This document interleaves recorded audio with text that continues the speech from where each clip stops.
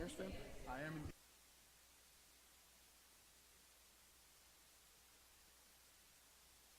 $6 million.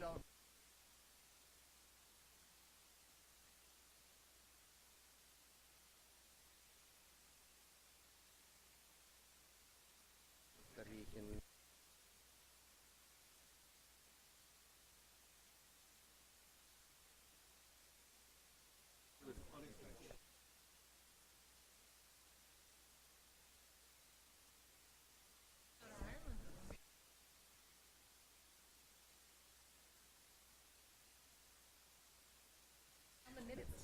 Because we're shifting.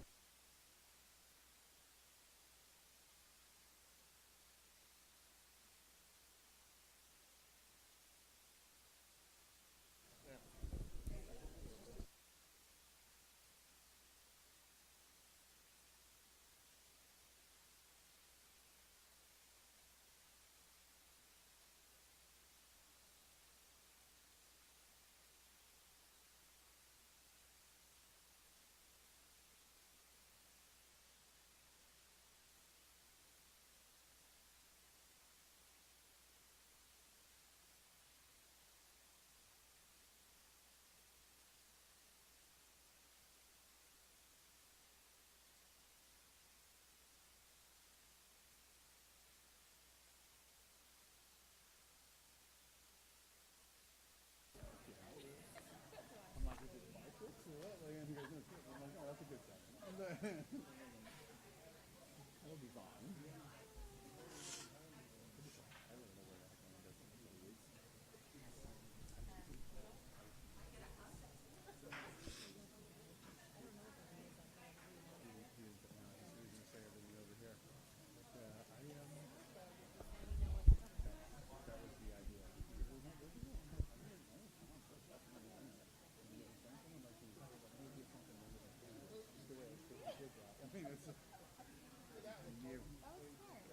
Well, let's see if he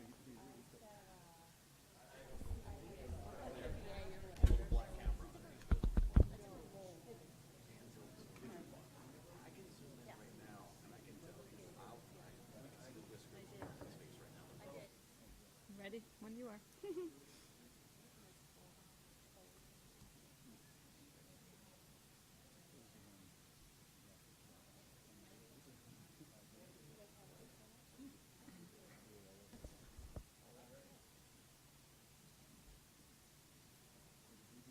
All right.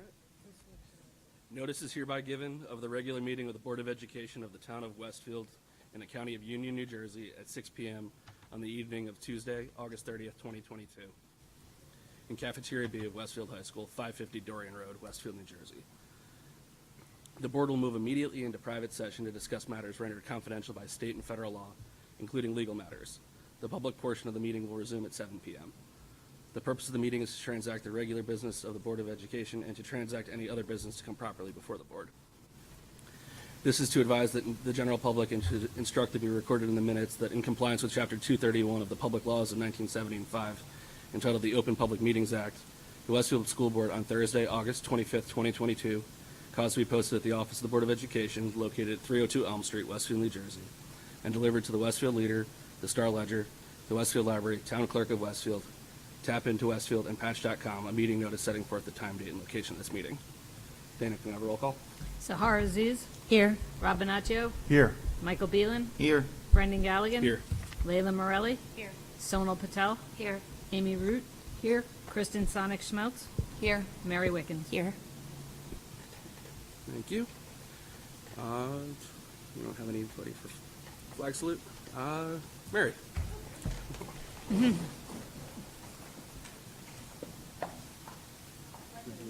To the flag of the United States of America, and to the republic for which it stands, one nation, under God, indivisible, with liberty and justice for all. Thank you. I ask the Board to approve the following resolution. Resolved that the Board of Education move into private session for the purposes of discussing matters rendered confidential by state and federal law, including legal matters, and be it further resolved that any discussion held by the Board which need not remain confidential, and the results of the discussion will be made public as soon as practicable. Can I have a second? Thank you, Layla. All in favor? Any opposed? All right. We are in private session. We will return.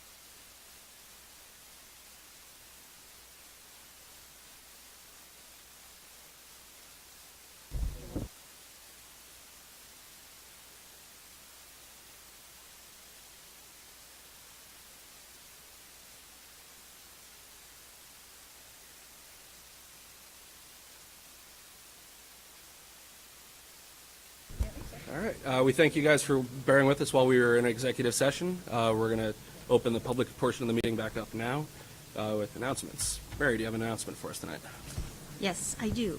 The study of animals and their habitat was the focus of the English Language Learner, or ELL, summer experience, a camp for Westfield students that provides meaningful enrichment activities to help students continue their English language acquisition. This year's ELL program welcomed 19 students in grades 1 through 5 whose native languages include Chinese, Portuguese, Russian, Spanish, Turkish, and Ukrainian. We extend our thanks to Edison World Language teachers Jillian Martinez and Mercedes Points, who run the ELL program, and to K-12 World Language and ELL supervisor Enrique Pinkay. Thank you, Mary. Sonal, do you have an announcement? Congratulations to rising Westfield High School 12th grader Ryan Williamson, who is accepted into the National Honor Choir, sponsored by the National Association for Music Education. Ryan had first to be accepted into the All-State Ensemble, where he placed first in Bass 2 in New Jersey before auditioning for the National Honor Choir. The audition consisted of learning a prescribed piece and submitting a video of a prepared solo. Ryan will be performing with other students from around the country this November in National Harbor, Maryland. Thank you, Sonal. Layla? The back-to-school packet with required information and forms was emailed to all parents yesterday and is available on the Genesis Parent Portal. All parents are asked to complete the process for each of their children by logging on to the Parent Portal at www.westfieldnjk12.org no later than September 9th. And there's just a little, now it's just on the top. It's the link to the Parent Portal, really accessible. Thank you, Layla. Amy? The Westfield Public School District has a new website. It contains the same great content with some important new features. If you haven't already visited the new site, we encourage you to do so. The URL for the district website remains the same at www.westfieldnjk12.org. The URLs for each school website have changed slightly, so please visit the district site and find your child's school in the drop-down menu to take note of the new URL. Stay tuned for information about the district's new mobile app as well. Thank you, Amy. Rob? 21 new staff members are attending a 2-day in-house orientation today and tomorrow as part of the New Staff Institute, a 2-year program designed to support first-time educators and those who are new to the district. Dr. Gonzalez and other members of the administration team were on hand to welcome everyone. A special thank you to Human Resources Specialist Barbara Ball, her assistants Heidi Schoenman and Marilyn Garbino, and the leadership team of seasoned Westfield educators who run the comprehensive NSI program. Thank you, Rob. Kristen? In its 20th year, the Extended School Year program in the Westfield Public School District maintains and strengthens the academic skills of our students who have been identified as those who would benefit from additional instruction and related services over the summer. Thank you to the many Westfield teachers and paraprofessionals who have worked with 27 students in the 6 through 12 and 125 students enrolled in the preschool to 5th grade program to help ensure their success for the coming school year. Thank you, Kristen. Mike?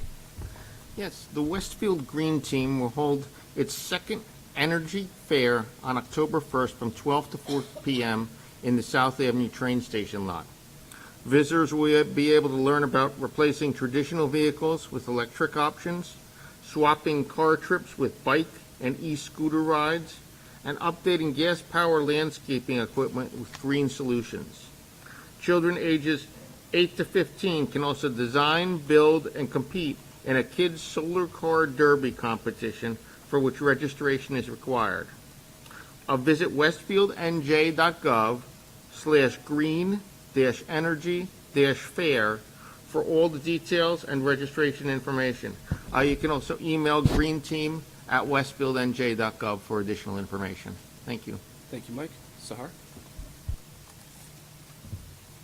Welcome back, everyone. We look forward to welcoming our staff back for opening day on Thursday, September 1st, and our students back for the first day of school on Wednesday, September 7th. Please note that all Westfield Public Schools will be closed on Monday, September 26th, and Tuesday, September 27th, in observance of Rosh Hashanah. Thank you, Sahar. The next Board of Education meeting will be on Tuesday, September 20th, here in Cafeteria B at Westfield High School, beginning at 7 p.m. The meeting will be live streamed via the district YouTube channel, which viewers can access on the board tab on the district website. A complete agenda will be available on Friday, September 16th. And that's it for announcements. Dr. Gonzalez, do you have a district report for us this evening?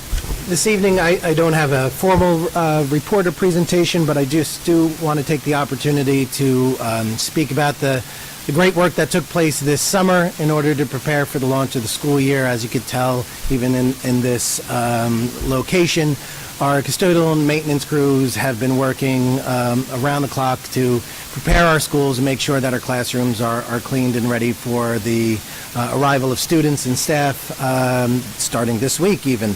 We also have our technology department who has been working behind the scenes both to manage our network, prepare the distribution of devices to both students and staff, and general maintenance that is necessary to keep our district running.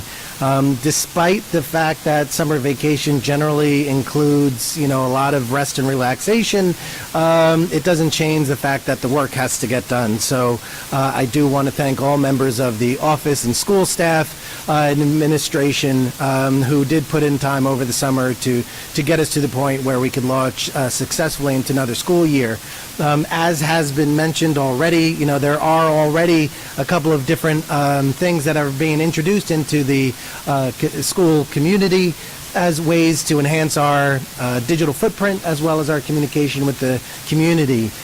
As mentioned, our website has been relaunched and redesigned, taking feedback from members of the community as well as members of our board and our staff in order to create a more easy to navigate experience for our families. Likewise, looking at the introduction of a mobile app, which is essentially a light version of our website. It wouldn't be the entire website, but what it would allow would be the opportunity for parents to subscribe to alerts, so that it would add another layer of communication between the schools and the families in order to be reminded of or be made aware of different activities, deadlines, and so on and so forth. That will be introduced in the coming weeks ahead, but we want to make sure that our website is fully functional and content is up to speed. So if you do come across any concerns with the website, I encourage you to reach out to to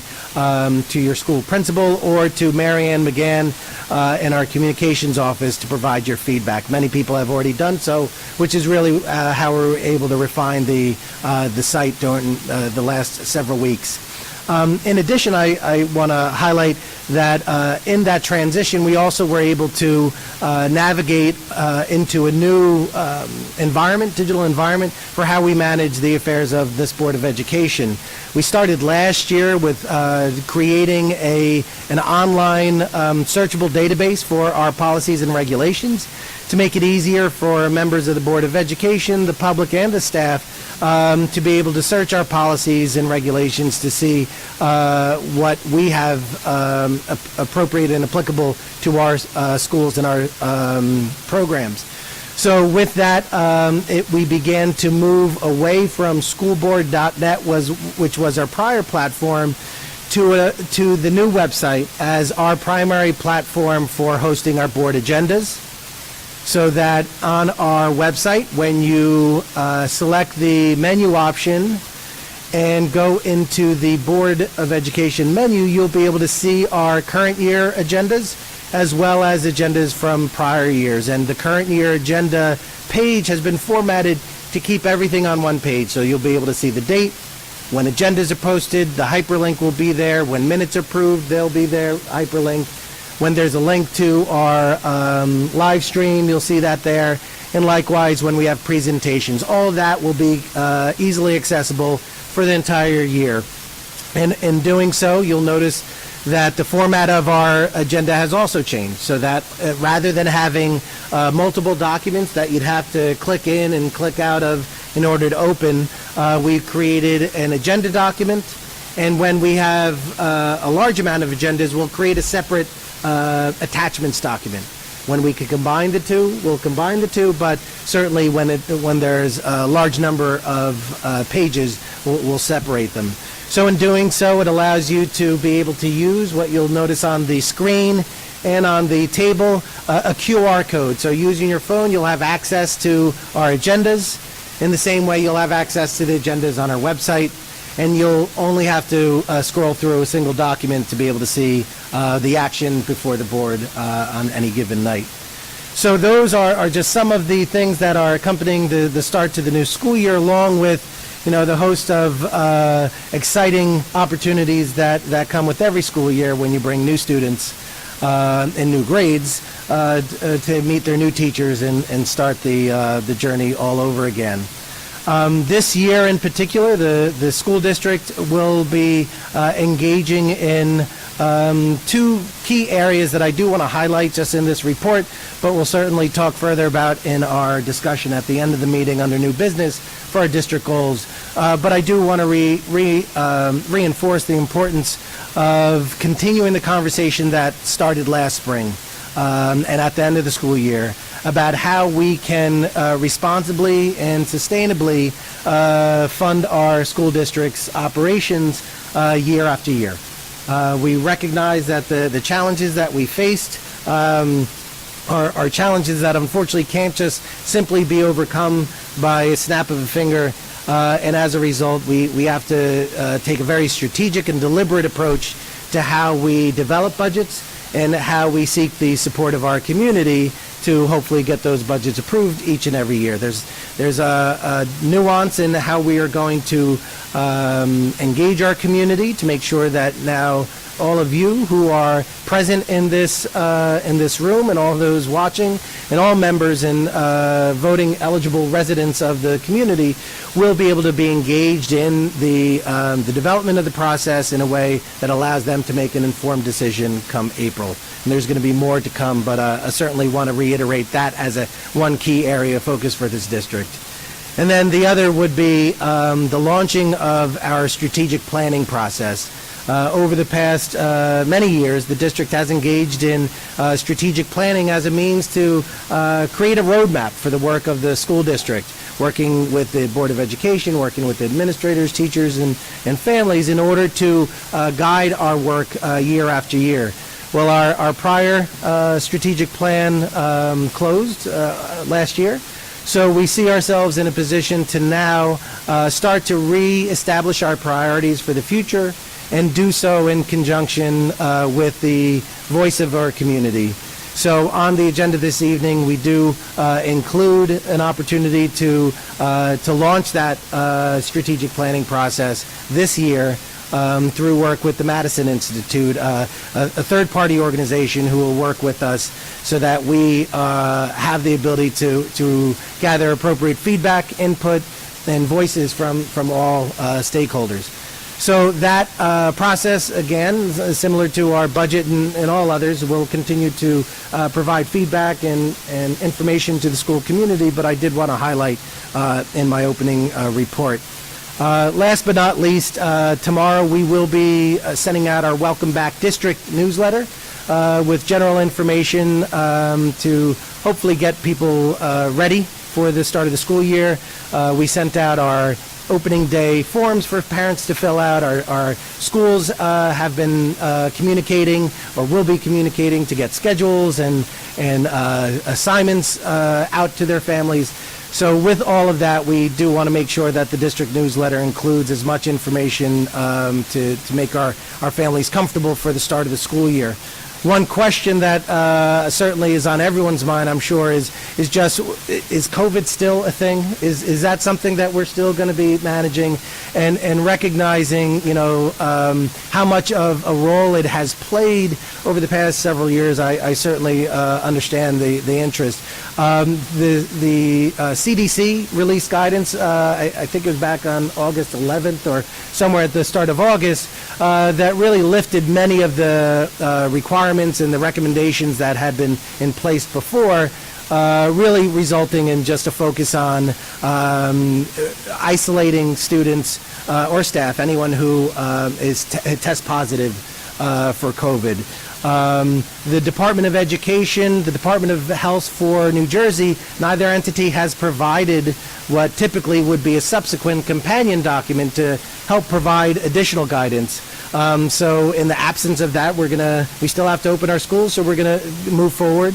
So tomorrow's communication to the community will include any, additional information, but really recognizing that given where we left off at the end of last year with optional masks, with reductions in quarantines and contact tracing, we really see ourselves entering the realm of managing the COVID experience similar to other infectious diseases, things like the flu, things that we want to make sure that there's a public health consideration, but we also want to balance the needs of our students and our schools to continue to operate. So once again, we will provide the formal notification of all those details in tomorrow's newsletter to the community. Other than that, I do want to just thank everyone for their support and really the welcome to the school district last year. I am officially not the new guy anymore. So with 1 year under my belt, I could certainly say that I feel comfortable being a member, an active member of this community, being able to say with a clear conscience and a full heart that Westfield Public Schools is my school district, one that I care about and that I want to continue to work closely so that our children can continue to receive the best education possible. And I'm committed to continue to working with everyone to see that happen this year. So here's to a great school year, and looking forward to continued conversations. Thank you, Dr. Gonzalez. Before we move into board committee reports, just a little housekeeping for the board. Over the last 6 months or so, Amy and I have done a lot of talking up here at the board table when it came to committee reports, moving motions, and all of that. And now it's time for everybody else to step up a little bit. And I mean that in the best way possible.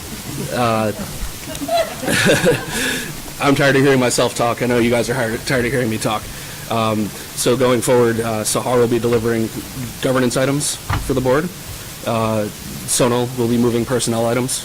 Now that we've consolidated policies, legislation, and personnel into one committee, you'll be moving personnel items going forward. Layla, you'll be moving the policy and legislation items. There are none tonight. Mike will be in charge of finance and facilities. And Kristen and Rob will alternate with the SIP agenda. New committees have been structured. I have not done my fancy spreadsheet for them yet. I haven't figured out the liaison placements, but our committees are Finance and Facilities is Mike, Sahar, Rob, and Amy as an alternate. Policies will be Layla, Sonal, and Mary, with Kristen as an alternate. SIP is Rob, Kristen, and Amy, with Sahar as an alternate. And that's based mostly on the survey I sent out where everybody indicated their preferences along with their availabilities. But there will be formal spreadsheet sent around to everybody in the next couple days. And with that, Kristen, is there a SIP report for us tonight? There is no SIP report. Our next meeting is September 29th. Thank you. Mike, anything on finance and facilities? Just two things. One, Dr. Gonzalez covered a lot, just as far as just rethanking the maintenance and custodian staff, the technology team, and all the staff that helped get our schools ready for the 2022-2023 school district. There was a lot of projects that went on during the summer, and just thank you to everyone. The other area to cover is the Facilities Committee met yesterday with Jim Gilday, the town administrator, in regard to the Edison Fields project, and a representative from CME Associates, which is a group that the town has hired to do a second opinion on the original field project that was developed by Spiesel. And they haven't given us the report yet, but they're going to be finalizing it in the next couple of weeks. There is no, just want to be clear, there's no action items on this agenda or anything that's been scheduled in regard to the decision on what's being done with that. But once we get the report, we'll analyze the comments, have further discussions. So those just talks are ongoing, but there's no decision or no action items as of right now. That's all. Thank you. Thank you, Mike. Leila, any policy updates for us? No, not at this time, and we haven't set our first policy meeting yet. We will be doing that soon. All right, thank you. And Kristen, SIP. Any SIP report for us tonight? Wait, I'm sorry. I'm looking at the wrong piece of paper. 1 second. Yep. We don't have any ad hoc committees meeting right now, so with that, I will open this portion of the meeting to public comment. During this portion of the meeting, district residents and staff are invited to address the Board of Education on agenda action items only. The board requests that individuals state their name and address for the record, the specific action items they're commenting on, and asks that all remarks be directed to the board president or designee, not to individual board members or staff. The board asks that members of the public be courteous and mindful of the rights of other individuals in speaking. Specifically, comments regarding personnel matters are discouraged and cannot be responded to by the board. Students and employees have specific legal rights afforded by the laws of New Jersey, and the board bears no responsibility nor will be liable for any comments made by members of the public. If a matter concerning a district staff member is of interest or concern to a resident, the matter should be referred to the responsible building principal, the superintendent of schools, or the Board of Education, either by telephone, letter, or email. And although the board may not respond to items raised during this public forum, all public comments will be considered. Each speaker's statement will be limited to a maximum of 3 minutes in duration. If you'd like to address the board on action items, please come to the podium now.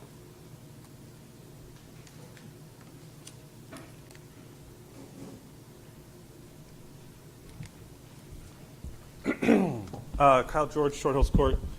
I think you mentioned that you selected a vendor, I believe you called it's called the Madison Institute, to come in and be a strategic planning consultant. I just want to ask if you can confirm that no Westfield resident has a financial interest in the Madison Institute. In the past, for example, at least one consultant has been owned or employed by, has been owned by or employed a Westfield parent. I believe it was called Generation Ready, which was used last year. So, I think it's in the interest of full disclosure, you should disclose who, if anyone, has a financial interest in that. The second thing I want to mention is, or ask about, which is on the action agenda, is the schedule, board meeting schedule. When you revised the policies a few months ago, it was a deluge of policies. One of them changed the obligation of the frequency by which you hold meetings or something to that effect. And at the time, you said there wasn't going to be a reduction in number of meetings. Right now, as it stands, it looks like there's 4 or 5 fewer meetings this year than there were last year. Was that intentional? And is that the way it's going to stay?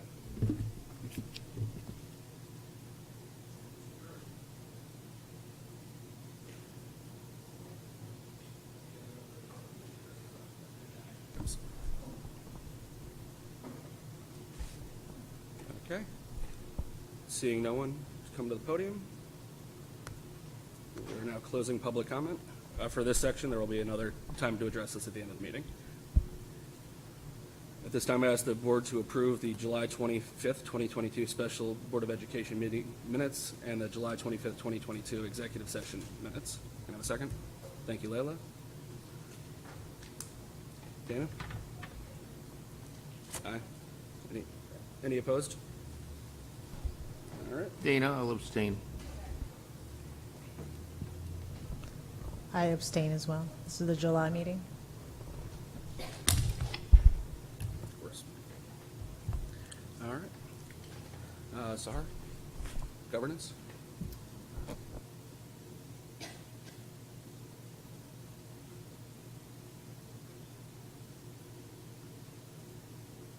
All right, so I hereby, are we making motions to vote? Okay. I hereby move to approve action items A to C in the governance section.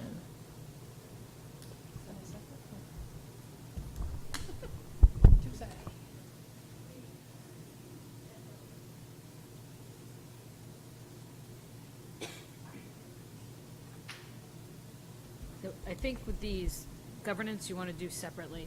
So if you could do A, yeah. I hereby move to, or I hereby make a motion to vote on Section 9, Item A, affirm the superintendent's decision on HIV incidences for the reasons set forth. Sahar Aziz, Aye? Rob Yes. Bonaccio, Yes. Mike Beedlin. Yes. Brendan Galligan. Yes. Layla Morelli. Sonal Patel. Yes. Amy Root. Yes. Kristen Sonic-Schmelz. Yes. Mary Wickens. Yes.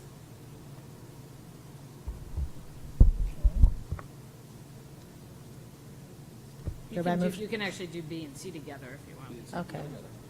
All right, so I hereby move to approve the following list of school-sponsored interscholastic extracurricular activities in which students are eligible to receive a varsity letter in accordance with the policy 2431.8, and to approve the revised date for the 2022-2023 monthly official board meetings. Yes. We need a second first. Oh, Sonal. Uh, Sahar ju- Aziz. Yes. Before we vote real quick, the two changes to the board meeting schedule is moving the organization date to after the April election. And in January, we had the reorganization meeting and then a regular meeting scheduled. We eliminated that unnecessary January meeting, now that we have an April reorganization meeting. Ready for a vote? Okay. I do have a question. I know there's just a question asked about the frequency of the board meetings. One of it, some of that I assume is because we're consolidating, because we don't need that January organizational meeting anymore. My assumption anyway, and just to correct it, is I think we met a little bit more frequently last time, in some part because of some of the changes that were going on with the governor's budget address, and that, I think, sent our schedule a little askew. So we may have had to deal with things a little bit more than we have had to, but I did want to make sure at least the question was addressed, just to make sure that the schedule fits what we're supposed to be doing. Just kind of throw that out there, but just if you could. Yeah, our meeting schedule is largely dictated by the budget requirements. Budget hearings, obviously the election. So that's why there's more meetings in January, February, and March than there are in most of the year. Got it. Thank you.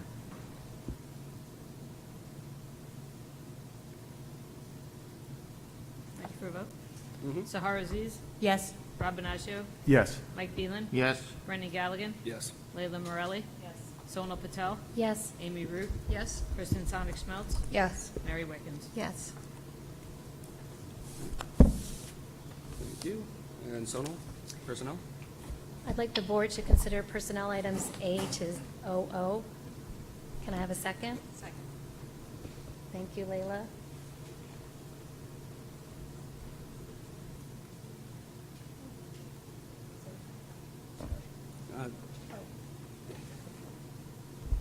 Would you like to say a few words, Ray?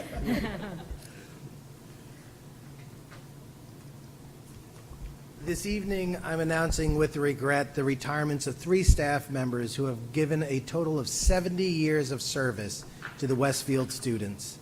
One has asked not to be mentioned by name this evening, so I'm going to just share some remarks regarding the other 2.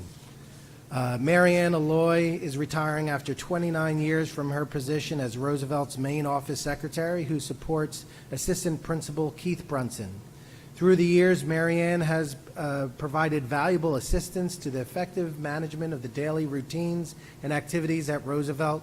She is gracious and patient with students, their families, and staff, and is a warm and welcoming presence in the main office. Dee O'Reilly is retiring after 19 years as a secretary in the Special Services Department. She has supported numerous child study teams where she has been valued for her competence, accuracy, and thoroughness. Dee has a deep understanding of the child study team process, and she responds to parents and colleagues with tact and empathy. We thank all of our retirees for their years of dedicated service, and we wish them a happy and healthy retirement.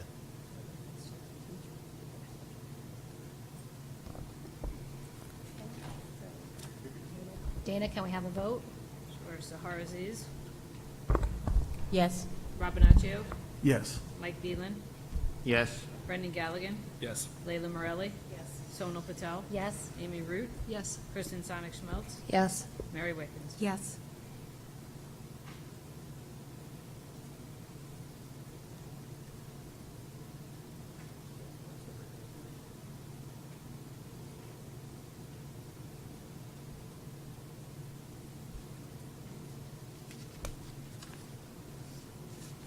Mike, do you have finance items for us tonight? I do. Ask the board to consider approval of items A to V on the Finance and Facilities agenda. I have no gifts to call out this evening. Do I have a second? Kristen? Any comments? Dana, you have any comments? Comments? No. Okay. Anybody have any questions? All right. Call for vote? Wait. I do have. Oh, I didn't see. No worries, no Wait, worries. I'm no sorry, and it is to W, because we just Oh, yes. we handed out a separate resolution. Thanks, Amy. Yes, it's So it's- board to approve items A to W. Kristen, you want a second again? Sure. Okay. We're good now. Rob? That was what I was going to ask about. I knew we had another one on there. I just want to make sure we were in there. Okay, thank you. You're good now? Ready for vote? Ready for Sahar vote. Aziz, Yes. Robinaccio, Yes. Mike Beelan, Yes. Brendan Galligan, Yes. Layla Morelli, Yes. Sonal Patel, Yes. Amy Root, Yes. Kristen Sonic-Schmelz, Yes. Mary Wickens. Yes. All right. We have no policy items tonight, so Kristen, do you have SIP items for us? I ask the board to approve items A and B under curriculum instruction and programs. A is for field trips, and B is for 4 different intern and student teacher candidates. Do I have a second? Thanks, Mike. Ready for a vote or any questions? Just want to just have a quick question, which I've asked before, but I just feel compelled to ask again, is just making sure that, my understanding is a lot of the field trips are hosted by the parents or paid for by the parents, which can sometimes cause different schools to have more field trips than other schools, and that we don't have a standardized, I guess, opportunity system. And so it's just something that I wanted to put on the record, that I hope at some point we can move towards that, where we can ensure, and Dr. Gonzalez, you can, weigh in as you choose. Okay. You can't hear me? Okay. Shall I speak up? Is that better? Okay. Okay. So I just wanted to note for the record, which I've stated before, is just my hope that we can have a field trip system that ensures that all of our students in the elementary school level and in the middle school level, since we have multiple schools, that they have equal opportunity for field trips. They may not necessarily be identical, but at least just to ensure that all the children are getting these kind of outside of the school experiences. My understanding is that many of them are funded by the parents at that particular school because of I assume because of our budgetary constraints. And so I just wanted to reiterate my hope that we can address that. And I welcome Dr. Gonzalez's comments, and I know, I know that he's supportive of that, but I just wanted to note that for the record.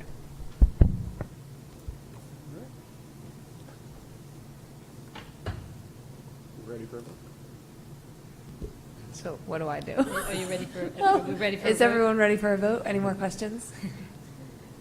Sahar Aziz, Yes. Robinaccio, Yes. Mike Beelan, Yes. Brendan Galligan, Yes. Layla Morelli, Yes. Sonal Patel, Yes. Amy Root, Yes. Kristen Sonic-Schmelz, Yes. Mary Wickens. Yes.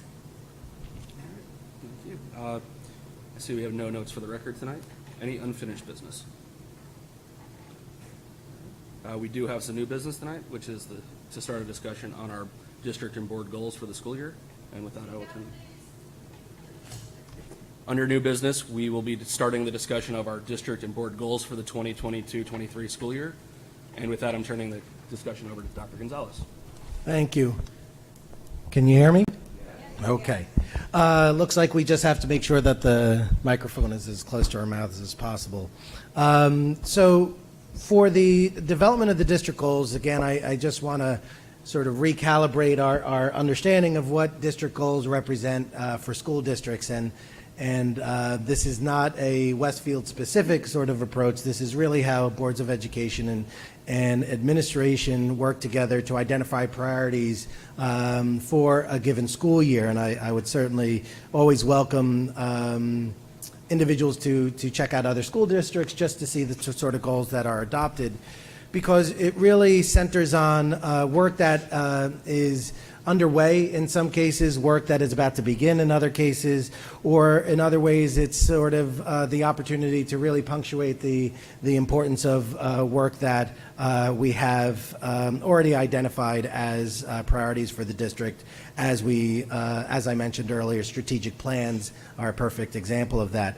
So over the summer, the administration came together for a leadership retreat. And during that leadership retreat, it was a great opportunity to bring our principals, supervisors, assistant superintendents, central office administrators all together to start thinking about our leadership roles in the district, and recognizing that in the environment that we are going to find ourselves this year and moving forward, in order to continue to lead the school district and make those recommendations and suggestions for advancement, the community is going to rely on the administration to really provide a vision for what that improvement, what that path is going to look like.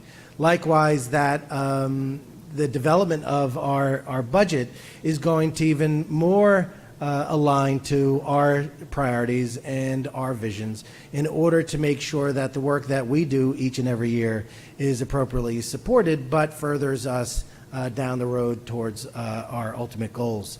So in the work of the administration over the summer, it was about really trying to cast a vision for 10 years from now. What does excellence look like? And when we think about excellence, how does it look for our respective school, department, or even our entire district as a whole?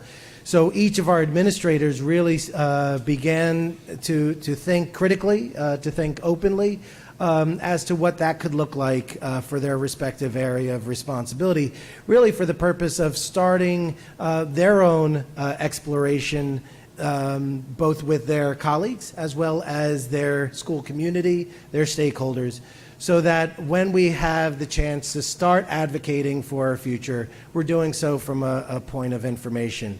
We're doing so from a standpoint where we have considered research, we have considered the dreams and aspirations, we have considered what the colleges and careers are demanding of the workforce in ways that we want to make sure that our public school students, when they graduate from our hallowed halls here at Westfield High School, they're going to be prepared to succeed in the college and career of their choice. So with all of that vision casting and all of that dreaming, I said, okay, that's 10 years down the road. But kids are coming in a couple weeks, teachers are coming in a couple weeks, and we need to really think about this coming year. So we started to think about, with that in mind, what are the things that we as an administration really want to prioritize for our work this year, keeping that long-range goal in mind, but focusing on what we could do this year. And the elementary principals broke out, the secondary principals broke out, the supervisors broke out, and central office administrators broke out. So we had 4 different groups, and what was very interesting is that many of the priorities that they identified, the goals that they identified, all seemed to overlap. I think they overlapped in part because of the continuous conversations we've had as a community, as a board, as an administration, but also I think because of the continuous needs of the district as we embark on this journey moving forward. So for the purpose of the goals that I've drafted for the board's consideration, they represent the 2 goals that I mentioned earlier, which are goals that align our work this year to developing a fiscal plan for a responsible school budget to be developed and presented to the school community so that they can make an informed decision when they cast their vote in April. So, I'm sorry. So looking at fiscal planning as a goal with our 23-24 district operating budget as our focal point would be one goal. The second goal that I had mentioned was embarking on a strategic planning process to establish the common goals, objectives, and action plans that will provide us with a clear path forward. So that is a procedure or a process that has been employed in this district in the past and involves a variety of opportunities for stakeholder input and engagement in order to identify those overarching goals, objectives, and really tasking the Board of Education and the administration to chart out activities that will help us get to a 5-year achievement of those goals. So that would be another goal that I would see and priority for this district in this coming year. Leading the other two goals that are being proposed as goals that, once again, came as a consensus through the administration, beginning with a student achievement goal that focuses on developing and implementing consistent practices to align learning objectives and instructional practices across schools, content, and grade levels. And just echoing or piggybacking off of a comment earlier about field trips, that's a perfect example of how we are looking at what we are doing in our schools and recognizing that there have been times where some have said, well, why are we doing it this way in one school and doing it differently elsewhere? Why is one child having the opportunity to be exposed to this and others not? In other cases, we've heard concerns from members of the community about what teachers are teaching, what resources they're using to teach, and how do we know that what they're teaching in one school and how they're teaching it is consistent with how it happens in another school. So one of the consistent goals that came out from the elementary, secondary, and supervisor group was to focus on establishing those systems, establishing those practices to ensure continuity across grade level and across schools, which, while it may not sound exciting for members of the community in the way that it does an administration, it really provides an opportunity for us to start to standardize certain practices, but still providing autonomy for our teachers to add their own creativity and their own flavor that engages students, but providing those parameters, providing those guidelines to ensure that it's done comfortably for all members of our learning community. So that would be another goal that we would be recommending for this year. And then last but not least, as mentioned, the administration consistently focused on a continuation of our DEI goal. Last year, there were concerns about anti-Semitism. There were concerns about, the practices that are in place that have not addressed the racial, the anti-religious, and the other discriminatory practices that unfortunately individuals continue to engage in. It also, spoke to the need to create a more inclusive environment so that, once again, people are more comfortable and more aware of their resources in this district on all sides. So that, again, with a focus on taking the DEI framework that was established last year and creating more depth of practices and understanding so that parents, teachers, and students all can feel comfortable with the path that we have forward. It's one thing to say that we're going to do it, but it's more important that we show how we're going to do it, and that's what the focus would be on this year, really providing more detail and more depth to that framework. So the framework has sort of the trunk and the branches, and now we start to put the leaves on it.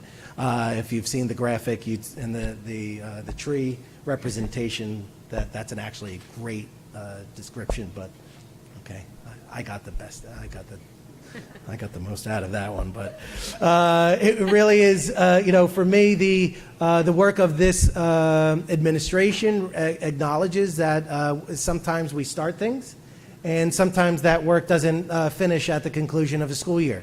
So if it is something that is of interest and of value, it is worthy of us continuing, and this is certainly something that has been brought to our attention in many different ways as in need of continued attention by this school district, and we are committed to doing so by adding this as a goal again for this school year.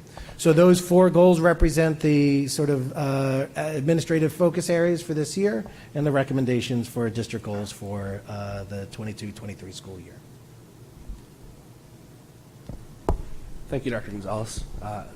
Questions, comments from the board? Rob?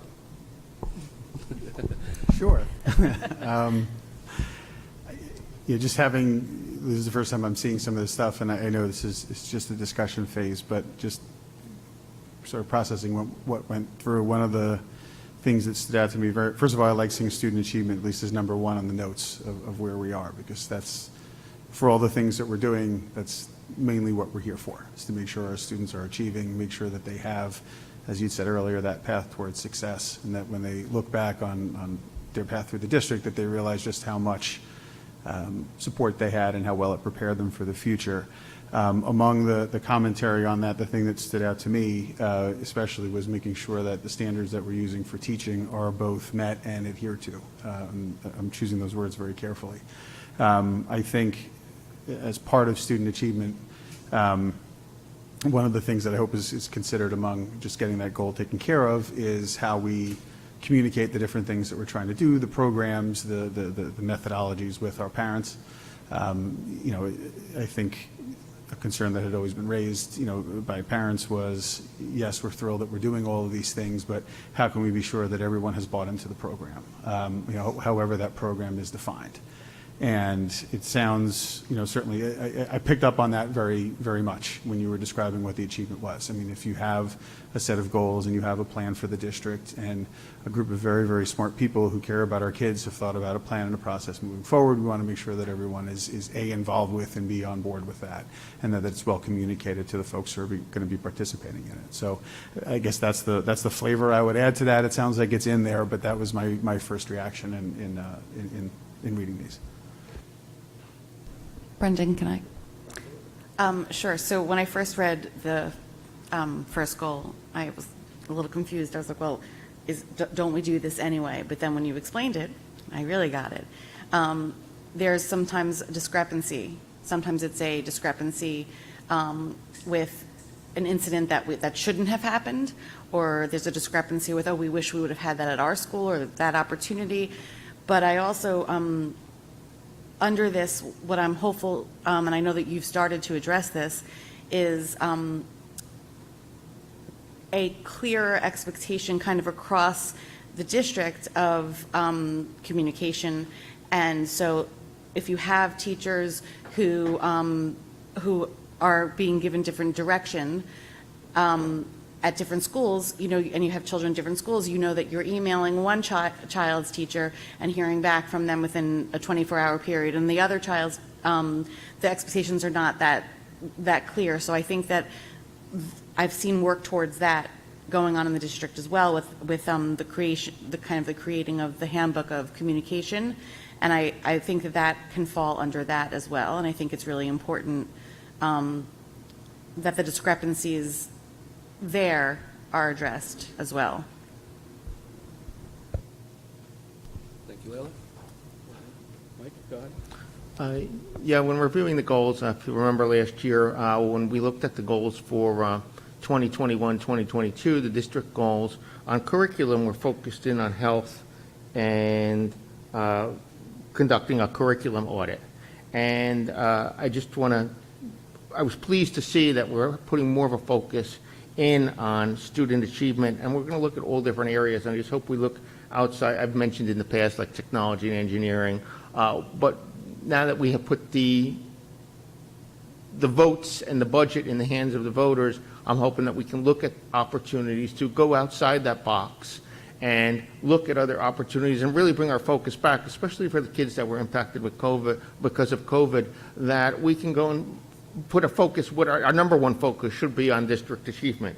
And then the second area, just on the diversity, equity, inclusion, I want to make sure that whatever we do, we're looking at a balanced approach. So we cover both perspectives. We cover a conservative perspective. We cover a liberal perspective. We cover middle of the road. We can cover Republican, Democrat, pro-abortion, anti-abortion, if religion is part of it, just covering all different areas and make sure we're providing a perspective of both sides equally. Thank you. Thank you, Mike. Sarah? First, I want to thank Dr. Gonzalez and his superb staff and leadership for putting all the work to do this, but there's still a lot more work to do, as we know. I want to emphasize the strategic planning and fiscal planning component as a necessary prerequisite for accomplishing that student achievement goal. I think our community had an abrupt wake-up call. I think our board did as well. We knew it was coming, but and those of us who have been on the board longer probably knew long before that it was coming. But we clearly have a budgetary problem. We can't meet the needs of the district with the budget that we have, and yet we have an ambitious district, which is wonderful. I think we all come here for that, the tradition of excellence that we seek. But it's important that I hope everyone who's here today or who's watching or who will watch this video later of the recording, that you do engage with us on this fiscal planning component in particular as part of communicating with us what you think would serve the strategic goal, or excuse me, the student achievement goal. Because as we all know, we can plan all we want and wish all we want and aspire all we want, but if we don't have the funding, there's only so much that we can actually implement. And obviously, I don't think there's anyone on here that is not supportive of being fiscally responsible, but there are just some costs you can't avoid. So I look forward to engaging with the community. I look forward to us having these honest conversations about how much is it going to cost for us to get to where we want. And I'm particularly grateful to everyone in this district who works here, who I believe wants to be the district that other districts come to as an exemplar on multiple, curricular and extracurricular achievements. And so I think we should also aim to be one of those districts in New Jersey, if not in the country, and really being kind of at the top of our game. So thank you, Dr. Gonzalez, and I look forward to working with everyone. Any other comments from board members on our district goals for the school year? The other part of this discussion is board goals, and our board goals need to reinforce the district goals. I don't have any draft goals prepared, but I would suggest that we implement our board goals for the year should be simple. It should be implement an effective strategic planning process and present a budget to the public that is approved by the voters. That's just a starting off point. If there's any other. Rob? Yeah, I put a little bit of thought into that as well when I said we were going to be discussing this stuff. So I came up with I like 4, so I'm glad you had 4 on the district goal, so that'll work good. And I think now that I'm reading back on just the notes that I've written to myself and seeing what the district goals were, I think to your point, Brendan, these things are very, very complementary. My first thought process is communication. There's a new communications plan that's out on the district website, which I really, really like. It sets a path, it sets a framework, it sets some standards for response times. And to Layla's point, I think we have to flesh that out even further. But I think one of the goals that we should have from a communication perspective now, just furthering down that path, is how do we expand the means by which we're communicating, offering more and appropriate opportunities for us to interact, and certainly having information both to the board and others with a little bit more lead time to discuss, which is why I'm glad to that point we're having this discussion now as opposed to here are the goals, we're going to vote on them in 5 minutes. So that's already well done down that path. But the more we can get that process developed, I think the better. I'm going to skip the thing I had as number 2, but for the moment I'll get back to it. The second, now that I have in mind, is advocacy. During this budgetary process, I spoke a lot about how, in some extent, we're saddled by requirements, and that while we have a lot of things that we want to do, some of our flexibility is limited by the things that we are required to do. And we need to, we've done what we've had to do to make it work, and I agree very much that we're at that point where making it work isn't enough anymore. We're at a point now where we've filled that jug, and the jug needs to get bigger, right? Because we're thinking bigger, we're doing bigger, we're trying to be better. And we took a good step in that direction proactively in moving the election and giving the public the opportunity to vote, which also opens up the opportunity for us to present reasoned methods why we might want to exceed, what was the 2% cap. With that said, I don't think anybody is considering let's just throw caution to the wind here.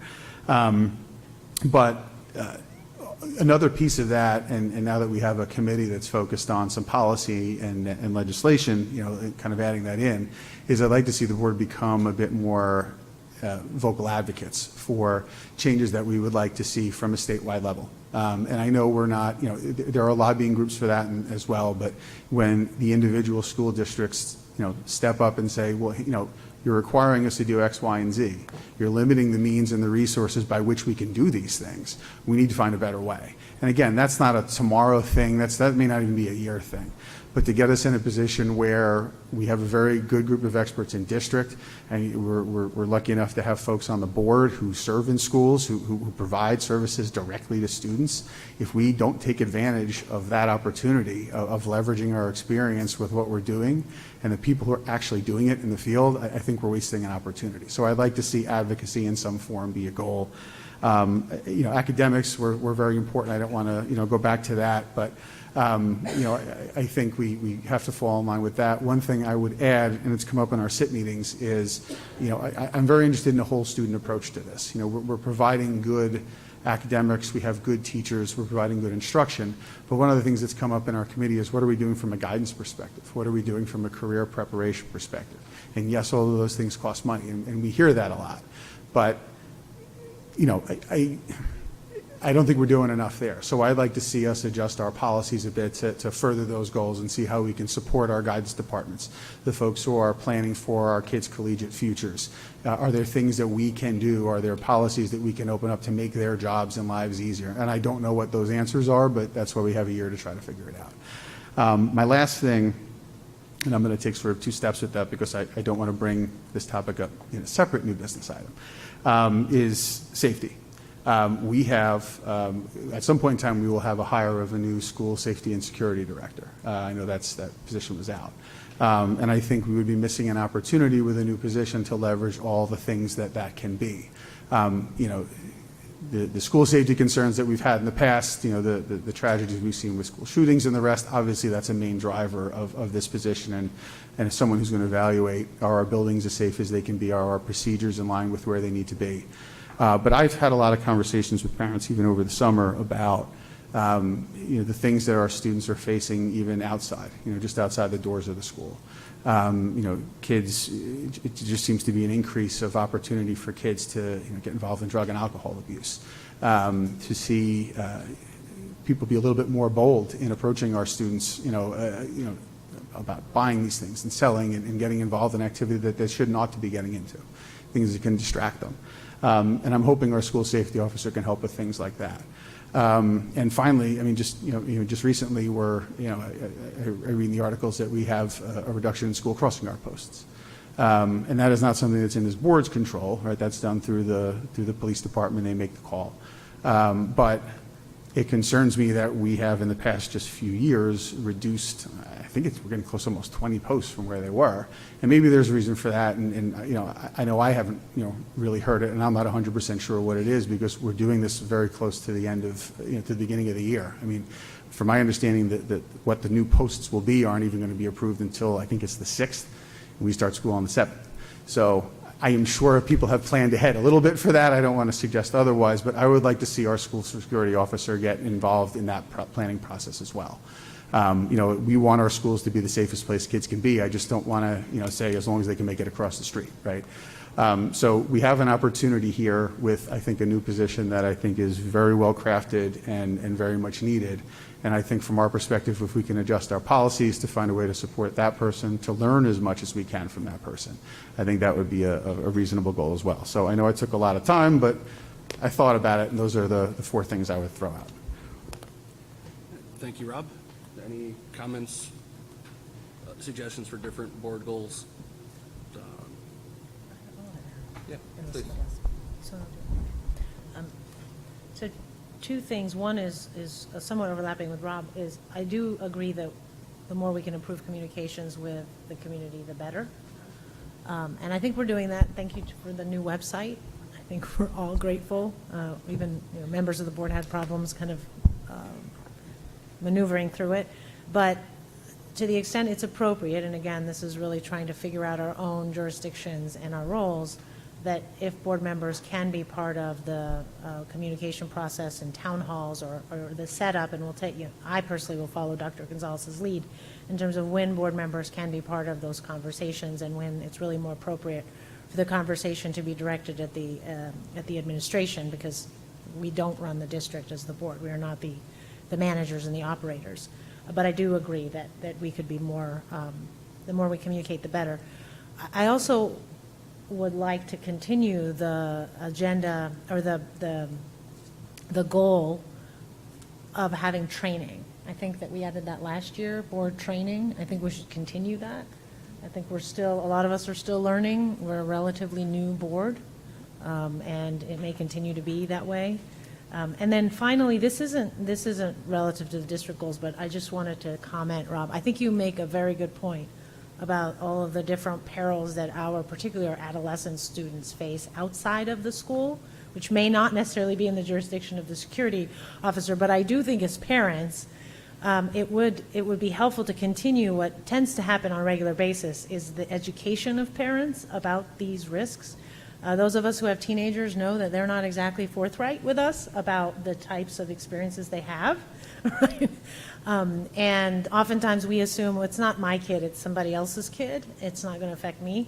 So I think the more that we can have education of the parents about these types of risks, through the webinars, et cetera, the better. And then it would behoove me not to mention that a lot of these issues, whether it's drugs, alcohol, other types of challenges, socio-emotional, social-emotional problems, are taught to students through the health program, right? So I think making sure that we have this robust health program starting in middle school that exposes our kids to these dangers early so that they know how to cope with it is something that I think we already do, but we just want to make sure that we support that because, it's not good news, but we'd rather them hear it from professionals than somebody on the street or their peer.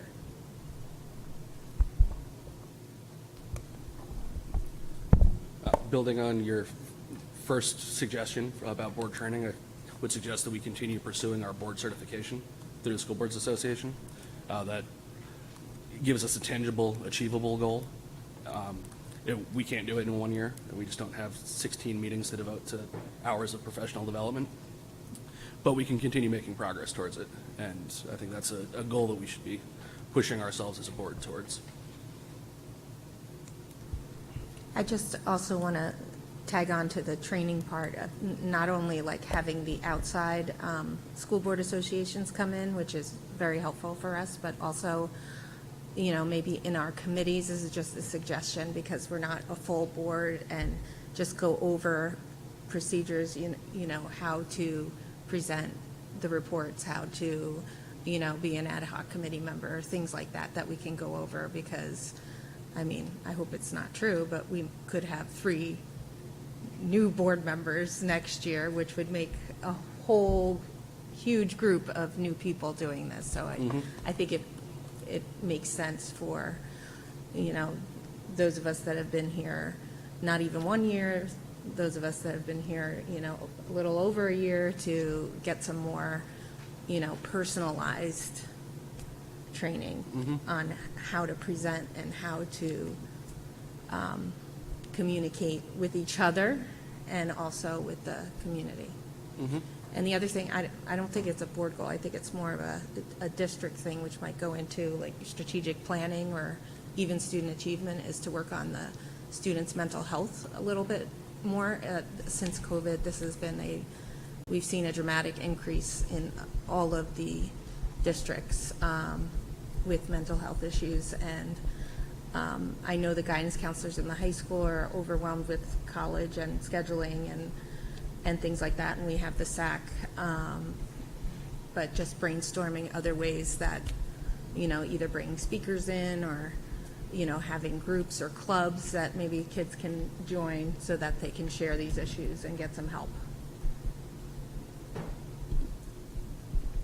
All right, thank you, Mary. Any questions or comments from board members? We'll distill this list down. At some point, we will approve them as a board. We're not going to have 11, but we will have, we'll consolidate them into, well, only if we achieve them. And I don't think we'd get through 11 goals, so. With that, if there are no other comments on that, I will, any liaison reports? All right, it's August. I didn't think so. So now I will open up the meeting to public comment from members of the public on any topic. During this portion of the meeting, members of the public are invited to address the Board of Education on any topic. The board requests that individuals state their name and address for the record and asks that all comments be directed to myself. And each speaker, all the rules are printed there in the agenda. I'm not going to read it off again. Each speaker's statement will be limited to 3 minutes in duration. If you'd like to address us on any topic tonight, please come to the podium.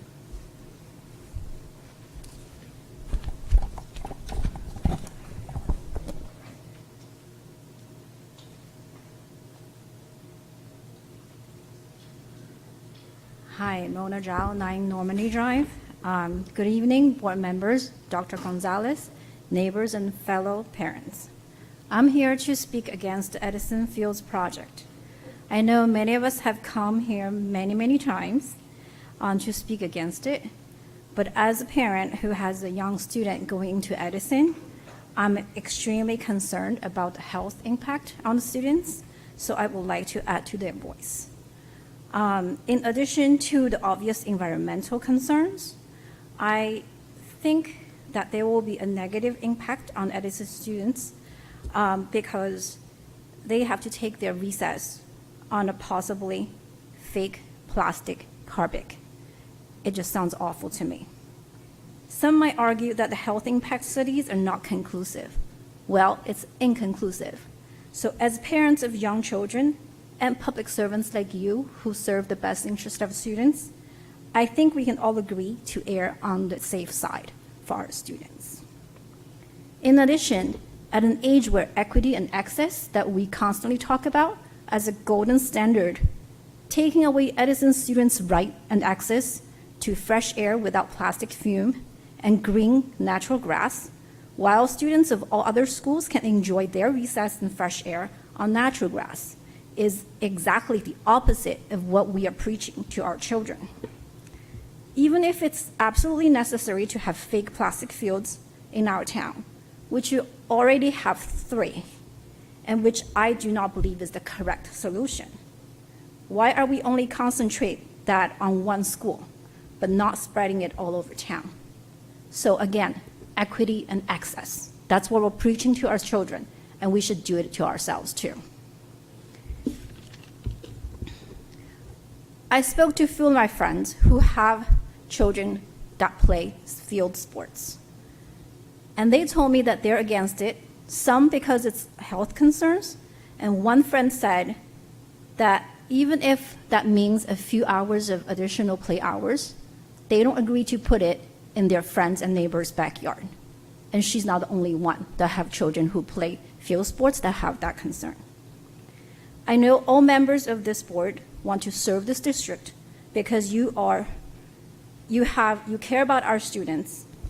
I implore you to please keep the health and interest of all Westfield students in your heart and vote against this project when it comes to the floor. Thank you all very much for your public service. Thank you. Thank you.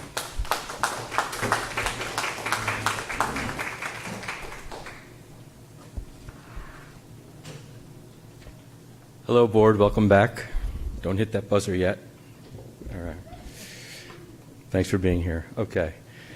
Now, good evening, board. I'm here to briefly speak about the Edison Sports Complex as well.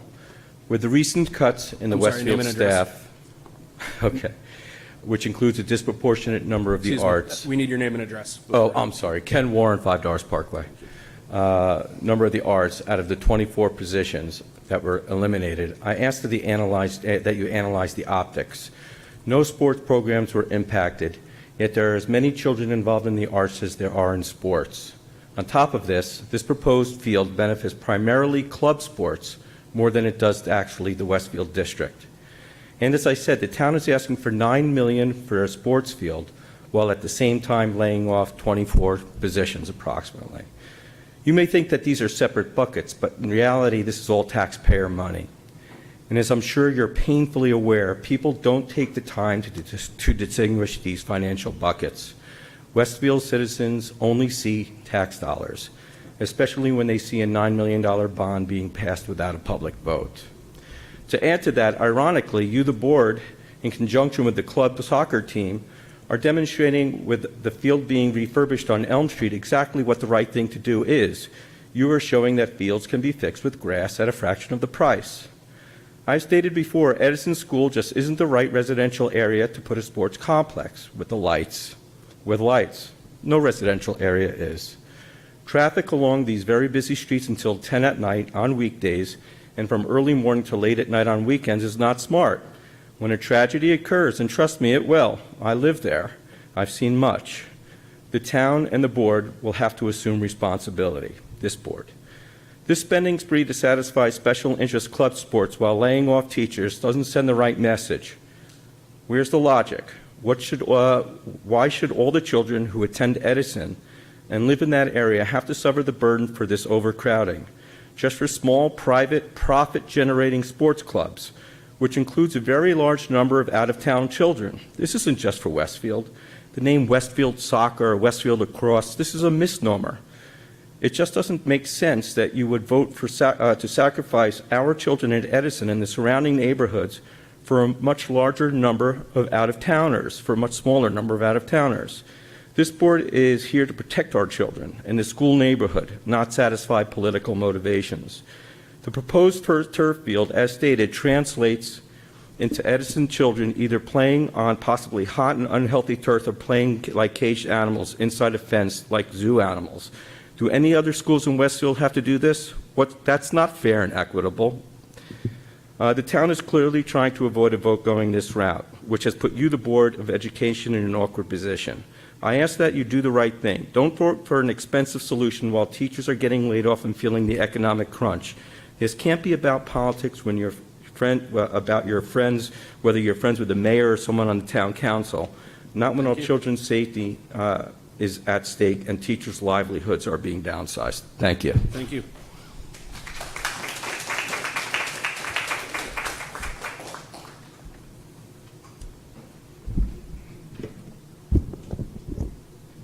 Good evening. I'm Jan Onishi at 759 Knollwood Terrace. I believe the synthetic turf industry recognizes the health dangers of artificial turf fields made with rubber tire products. The industry appears to be moving in new directions involving the use of infills other than those made from chrome rubber. New types of infill coming to market include those made with plant-based materials such as coconut, cork, or wood chips, silica, or from recycled plastic products. We know from research on infills made with chrome rubber that infill material can be aerosolized when children run on or fall on artificial turf. To the best of my knowledge, there is no such research on the newer types of infill. Will there be health effects? Again, there is no research on the topic. Some of these infill products have the advantage over chrome rubber infill that they do not contain the chemicals that are linked with the development of endocrine disease or cancer. From results of my literature search suggest that the areas of health concern, however, would include inhalation of particles potentially colonized with microorganisms or the ingestion of plastic particles. From a microbiological point of view, it would be not unreasonable to expect to detect microbial communities in the plant-based or the plastic-based infill materials. In PubMed, there is a significant increase recently in publications studying the process by which plastics are degraded by microorganisms. I speculate that with time, the infill made with either plant-based materials or plastics will be colonized by environmental microorganisms. Regular ingestion of plastic particles would be expected to have deleterious health effects. Results from zebrafish models show that ingestion of nano-sized particles of plastic are associated with intestinal epithelial damage.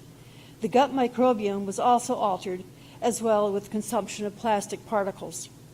Research on the effects of plastics in water on the health of fish is a subject of great importance to the aquaculture industry. The results from the fish studies can be viewed as animal model results that could guide future studies in humans. The effect of regular ingestion or inhaling plastic particles on children's health is unknown and is desperately needed. Based on what we can surmise from the scientific literature, it is reasonable to conclude that any infill material, whether it is colonized or not with microorganisms, could pose a health danger. If you agree with my concerns, please require that if you have athletic fields developed behind Edison fields, please make sure that they're natural grass. And I thank you again so sincerely for listening to me and your service. Thank you. Thank you.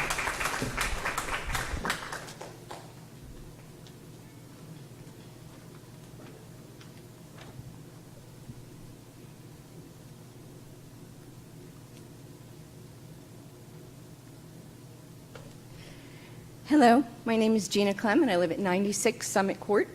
Thank you for your service to our district. It's greatly appreciated. My goal tonight is to bring up several items to your attention as briefly as possible. I have communicated these items through the appropriate chain of command. However, I hope to gain collaboration with some of these items from the board.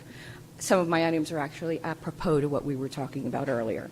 Item number 1, the welcome back letter for WHS discussed clear communication between students and administration with the advent of a student representative committee.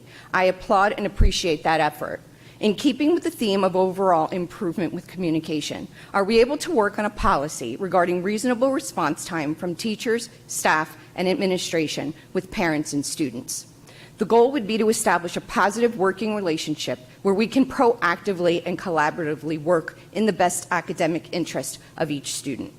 Parent-teacher communication is not only for elementary and middle school students.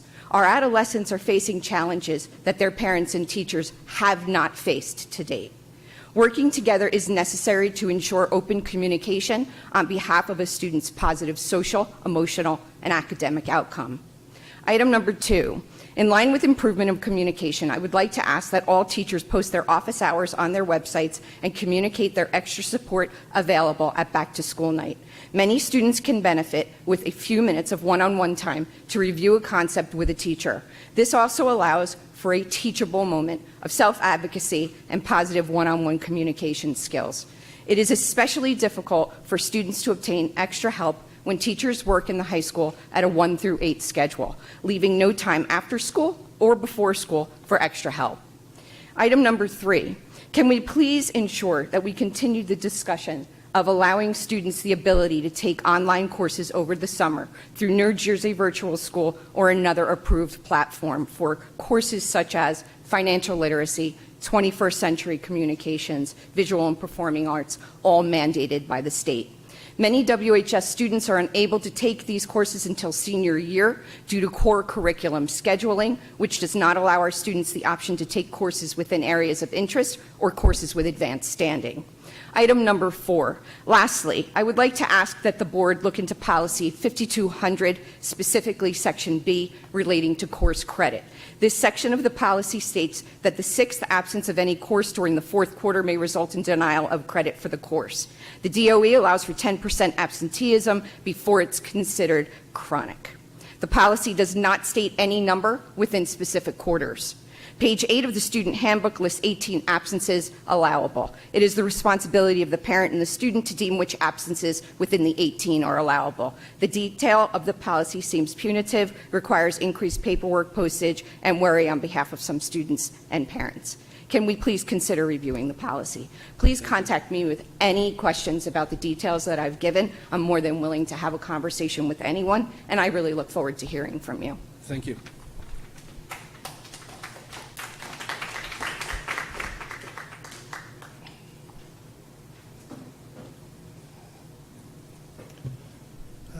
Tim Eaton, 762 Knollwood Terrace.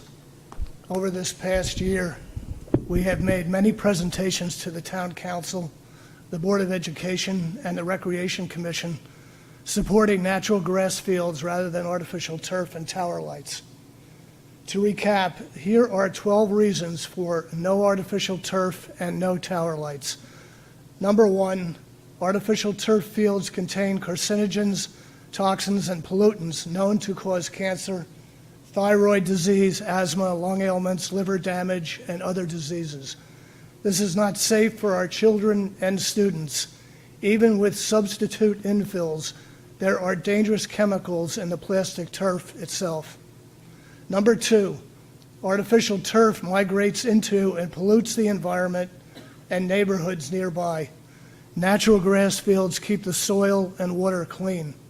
Number 3, natural grass fields with a professional field manager will last longer than artificial turf. Natural grass fields will become stronger over time and be able to handle increased activity with enhanced irrigation, aeration, seeding, and drainage. Number 4, artificial turf wears out over time and has to be replaced. Number 5, artificial turf is not recyclable, leading to environmental contamination. Number 6, artificial turf produces more non-contact injuries, including knee and ankle damage, skin burns, and abrasions. The NFL Players Association is against artificial turf. Number 7, artificial turf kills everything underneath it, making it impossible to restore the original environment. Number 8, artificial turf contains certain chemicals which do not metabolize, but rather accumulate in the human body over time, leading to dangerous health outcomes. Number 9, natural grass fields help to reduce climate change through absorbing carbon dioxide and releasing oxygen. Number 10, natural grass fields are cooler in hot weather than artificial turf. Higher temperatures with artificial turf expose users of the field, students, athletes, etc., to toxic gases. Number 11, tower lights are intrusive and create more games and practices at night. This will generate more noise, traffic, and parking issues in surrounding neighborhoods. The area will be less safe, ruining our neighborhoods. Quality of life and home values will be adversely impacted. Neighborhoods will be commercialized. Number 12, natural grass fields are consistent with Westfield's green theme, complementing the beautiful neighborhoods, parks, and gardens in the town. In summary, Westfield should set the example of a green theme throughout the state. Let's develop our fields with natural grass, professional field management, and no tower lights. This will create more field capacity, keep children and students safe, and preserve our beautiful neighborhoods. This will be a win for everyone involved. Thank you. Thank you, Mr. Eaton.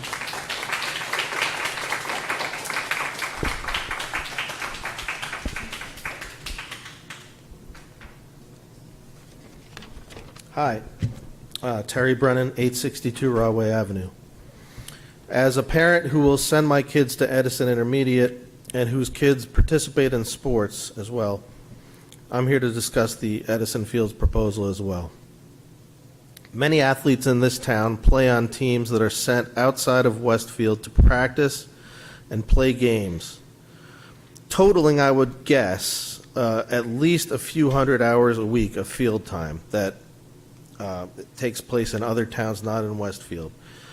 That's a problem. In my estimation, the Edison Fields artificial turf and stadium lights proposal would probably provide only around 15 of those hundreds of needed weekly hours. Now, you can argue it, maybe you could say 20 hours, 25 hours a week, Okay, it's a very, very, very small percentage of the needed hours in order to bring teams back into Westfield to practice and play. Where is the logic of spending $9 million to take away a schoolyard for half the town, deliberately cause multiple environmental, health, and neighborhood problems, and not even come close to solving the field shortage? Okay, and the $9 million is just the upfront money. The lease is 30 years. Artificial turf fields need to be replaced. It would be more north of $20 million investment over 30 years. Okay, what's the logic in doing that? Especially when natural grass installations all around town, including on other Board of Education properties, accompanied by actual maintenance and actual irrigation, would be much more effective in solving the field shortage and would cost a fraction of the money per installation. Judging by the continued inflation problem, this body is probably going to be going to the taxpayers with a sizable budget increase request next spring. And if you approve this artificial turf and stadium lights boondoggle, you'll be asking the taxpayers for that additional budget money after having just authorized $9 million of new taxpayer spending that didn't solve a single problem. I strongly urge you to ask the town council to go back to the drawing board and come up with a proposal that better addresses the need for more athletic fields, is more affordable, is environmentally responsible, and that does not rob the students of Edison of healthy natural surfaces to play on. Thank you very much for your time. Thank you.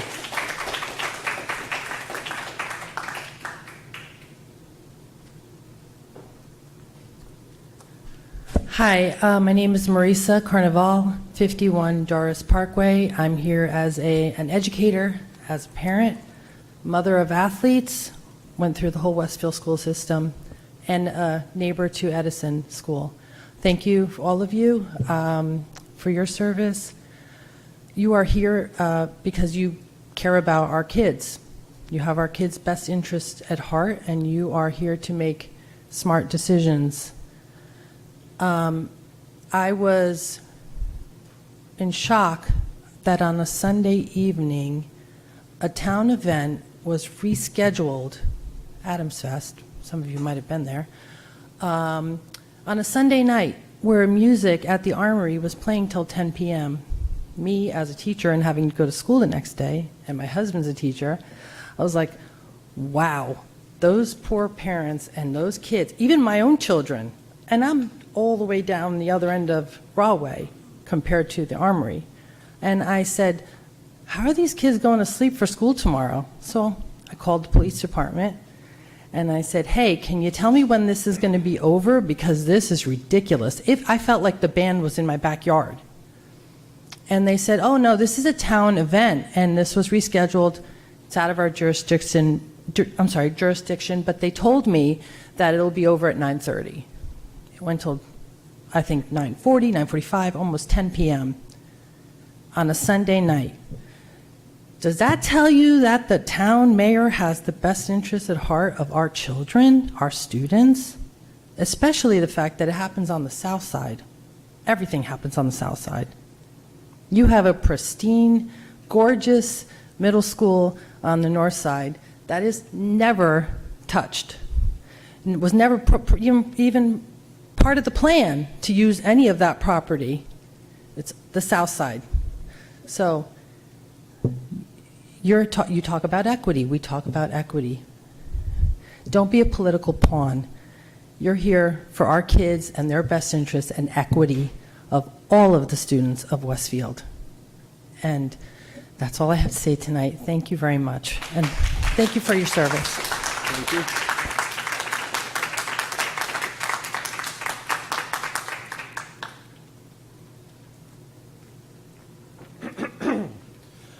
Kyle George, Short Hills Court. Is this what excellence looks like? On August 23rd, VP Aziz publicly tweeted a comment and link to an article published in the Philadelphia Inquirer in which she is prominently featured and extensively quoted for her defense of a 25-year-old woman fired for her anti-Semitic tweets. VP Aziz called the woman's tweets a pro-Palestine stance and part of her right to politically dissent. The article attempts to frame the fired woman as a political dissident. Maybe she is, but she's also made anti-Semitic tweets. In her Twitter history as an adult, she reportedly said things like, and I'll clean this up a bit, quote, "F each and every single Zionist on this planet. I hope they rot in effing hell, effing C words," end quote, as well as, quote, "Israel doesn't have the right to exist," end quote. Another one, apparently tweeted when the woman was a teenager, was about Jews being in ovens. These tweets are unequivocally anti-Semitic. What does it say that this is who our board VP chooses to defend while backed by her extensive Rutgers resources? VP Aziz's public defense of someone who's espoused anti-Semitic rhetoric which is in direct conflict with the district's definitions of anti-Semitism, hurts your ability to combat tangible cases of anti-Semitism in Westfield Public Schools. Last year, the BOE attorney said there was no nexus. That's absurd. VP Aziz is on the curriculum committee. She's also the sole BOE member on the unpublished roster of the recently formed DEI Advisory Committee. How can she be working to fix the problems in this district when, as soon as she sets foot outside that door, she's actively working to redefine anti-Semitic tweets as political dissent? Ms. Aziz is free to think, say, and defend whatever she wants, but she's not free to do it while serving on the BOE. Exercising your First Amendment right doesn't mean that it will be consequence-free. Neither the First Amendment nor a seat on the BOE affords you the right to defame people. Through Oprah, I've seen examples of her likely defamatory emails against members of the community unhappy with her divisive public actions. Some of those emails were later forwarded to her personal Gmail address. For what purpose, I wonder? She has even possibly defamed a fellow board member. Mr. Galligan was going to assign both Mr. Beelan and VP Aziz to the aforementioned DEI Advisory Committee, but all it took was one email from VP Aziz citing anonymous hearsay against Mr. Beelan, and ultimately Mr. Galligan only assigned VP Aziz. Baseless accusations and identity politics seem to be VP Aziz's go-to methods when she's backed into a corner, and I won't be surprised if it happens again. In my opinion, Ms. Aziz has disqualified herself from serving as BOE VP. She should resign, but she won't. Meanwhile, we've done nothing tangible about anti-Semitism in the district, like improving Holocaust education, for at least the past 1.5 years. Dr. Pinero has likely spent more time ironing out the hourly rate for his consulting side hustle than fixing the curriculum. 120 hour, not bad. Is your solution for anti-Semitism to have more swastika post-mortem WHS assemblies that force Jewish students to speak on their own behalf to an audience of fellow students with a fifth grade level understanding of history while they sign your meaningless MPFH loyalty oaths? Thank you, Mr. George. Members of the BOE, you are responsible for the situation through your actions and inactions. Your time is up. The Thank question you. is, Time will is you up. step Thank up you and do very something much. about it?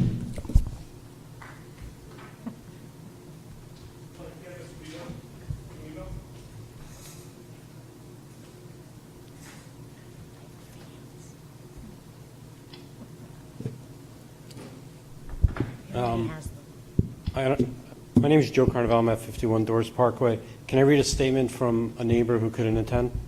Absolutely. Sure. Okay. So he writes, my name is Skip Nemeth, and I live at 525 Grove Street. I'm sorry that I couldn't attend this evening. I have a personal commitment that I have to attend to. I purchased my first home in Westfield 40 years ago in 1982. I love sports and am in favor of supporting our sports teams. One of my two daughters is a special ed teacher in Summit. I saw how hard she worked and networked to get started in her teaching career. I cannot imagine how hard it would be for any, can't see with my glasses either. It would be hard for any teacher to lose their job after thinking they were going into such a safe and caring career. Teachers do not go into teaching for the money. They go into teaching to make the difference in someone else's life.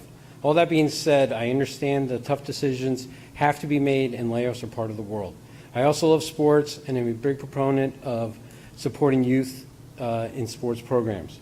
When I moved into Westfield 40 years ago, I felt that I was invested in investing in the town.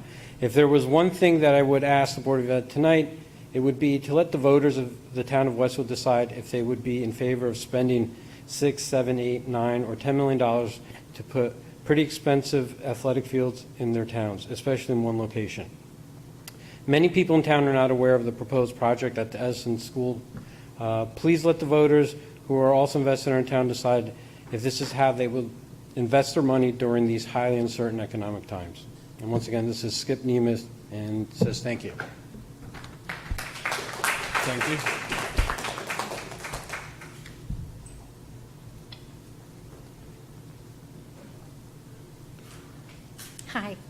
Hi, my name is Jean Limberg. I live at 528 Grove Street. In June, Mayor Brindle said she had been learning about artificial turf fields, and there are, quote, new products out there that are recyclable. Westfield's curbside recycling program only collects number 1 and number 2 plastics. So how is it even possible to recycle something as complex as artificial turf athletic fields? What does recyclable actually mean in the context of artificial turf athletic fields? When these new type of turf fields wear out, is the recovered plastic melted and extruded into yarn that is woven into new plastic grass carpets? Or does it get turned into some sort of downstream plastic product? The latter seems much more likely, since plastic loses integrity each time it is recycled. There are currently no facilities in the U.S. that recycle artificial turf. So where will these new turf fields be recycled? Where have these recyclable artificial turf fields been installed? Has anyone from the town of Westfield seen them in person and in use? What is the warranty on recyclable turf athletic fields? Have any been in existence long enough to actually have been recycled? I asked all of these questions at the August 16th Town Council meeting, but they went unanswered. What to do with worn-out artificial turf is one of many concerns. The plastic grass releases carbon dioxide and methane into the atmosphere, where it blankets the planet, causing extremely hot weather and droughts in some areas of the country and deadly flooding in others. Artificial turf contains PFAS, persistent chemicals that bioaccumulate in plants, animals, and people, and have been linked to cancer and other health concerns. The blades of plastic grass break down and migrate off the field, contributing to plastic pollution. When the first artificial turf field was installed at Kaler Field in 2005, the health and environmental concerns were not widely known. However, for over a year, residents, scientists, and medical professionals have brought very valid concerns to your attention. What will you do with this information? Will you allow the Town Council to install artificial turf at EIS and ignore the health and environmental concerns associated with plastic grass? Or will you insist on organically maintained natural grass athletic fields that have been designed for sports activities in order to provide our current and future children with playing surfaces that do not harm them or the environment? We are trusting all of you to advocate for our children and our shared planet. Thank you very much, and welcome back, and thank you for your service. Thank you.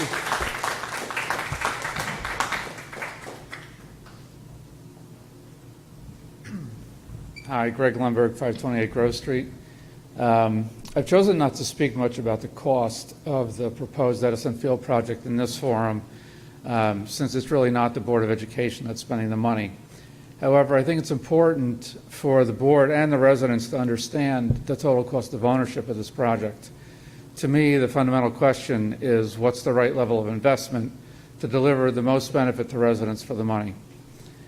The proposed scope, as you all know, is 250,000 square feet of artificial turf consisting of 2 multi-purpose fields, the JV baseball field, stadium lighting, and a restroom facility behind Edison's intermediate school.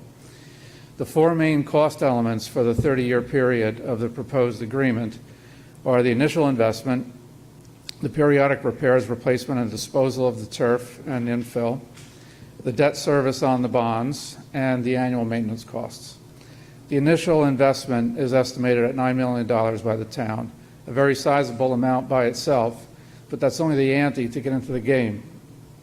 The average replacement cycle for turf is 10 years. A field the size of Edison would cost about $4 million every 10 years to replace. So 3 replacement cycles in 30 years would be an additional $12 million. Next comes the debt service on the bonds, which amounts to just over $2.5 million at current interest rates. Finally, there's the annual maintenance cost, which will be on the order of about $30,000 a year. Over 30 years, $900,000. So a total estimated $24.4 million for the project over the life of the 30-year term. By comparison, a similar scope for well-constructed and well-maintained grass fields over 30 years would cost approximately $6.8 million, a fraction of the proposed project cost. That leaves enough money left over to construct and maintain grass athletic fields at half a dozen other school properties in addition to Edison, or develop the overgrown area in Tamaulipas Park, which would provide double the incremental capacity compared to the Edison plan, since it's not already used starting at 3 o'clock like Edison is. That brings me back to the original question. Are two artificial multipurpose fields at a cost of $24.4 million over 30 years delivering enough benefit for the investment? It seems that other lower cost, more beneficial options are available. Going forward, the board will also be counting on voters to approve school budgets each year and someday support full-day kindergarten, which will require both capital investment and budget increases. I'm sure the board will place a priority on academics when considering the Edison Field project. Thank you.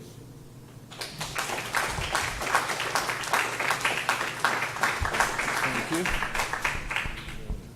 All right. Does anybody else wish to address us tonight?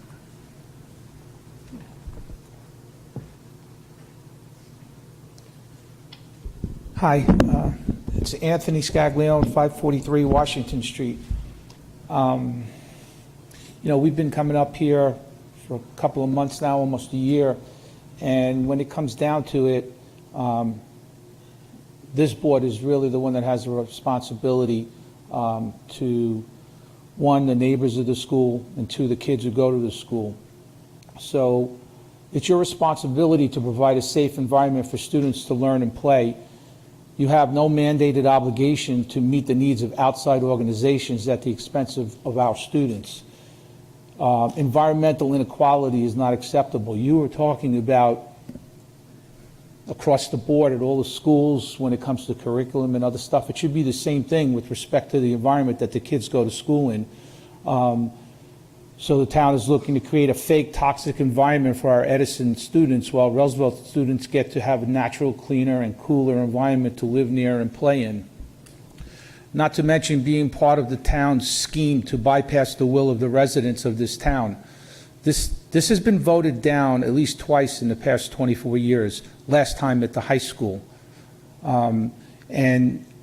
Like was mentioned before, you had to lay off staff, and you're hoping that going to an April voting will allow a budget to go past 2% increase so that you can meet the needs of the students. So it just doesn't look good that, the town is looking to spend $9 million for this boondoggle, and you're struggling to try to get a curriculum that meets the needs of our children.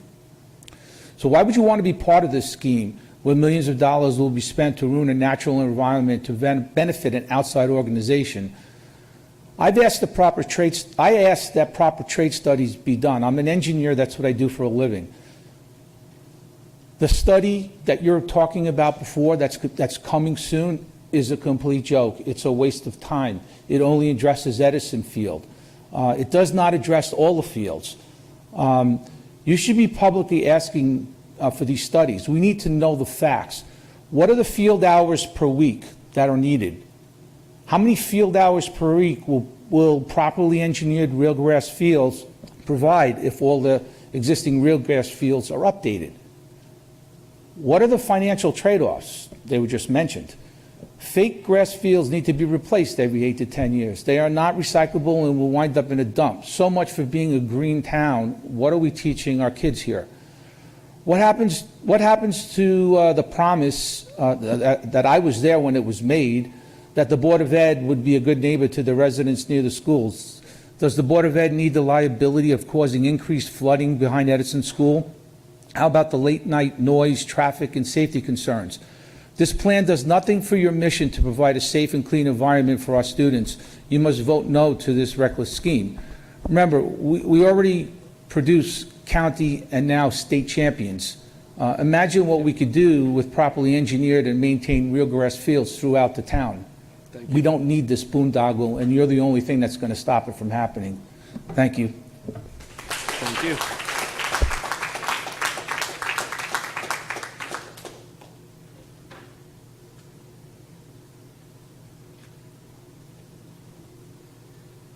name is Maria Tadaro. I live at 758 Knollwood Terrace. I don't have a prepared speech, and while I understand that what Greg spoke about when it comes to cost, the monetary cost, I'm actually here on behalf of the kids, the environment, wildlife. When there are experts and then there are experts, there are consultants and then there are consultants. In my mind, we should be looking at what the scientists, what the doctors, what the researchers are saying, as opposed to the marketers and people who have a very biased and very in special interests, which is money, selling. To me, that's, there might be consultants, there might be experts, but they're not speaking on the safety and for the environment for the kids. I had presented something a few weeks ago from Dr. Diana Zuckerman, and it was a 7-page letter. I think I handed you, I think you've all heard from her because she actually wrote a letter to every one of you, as well as to the town council. This lady, and she's one of several experts we have contacted, has, I'll just give you a synopsis of her credentials. She's a postdoctoral fellow of epidemiology and public health at Yale Medical School. She has been on the faculty of Vassar College and directed research projects for children while on the faculty of Yale University.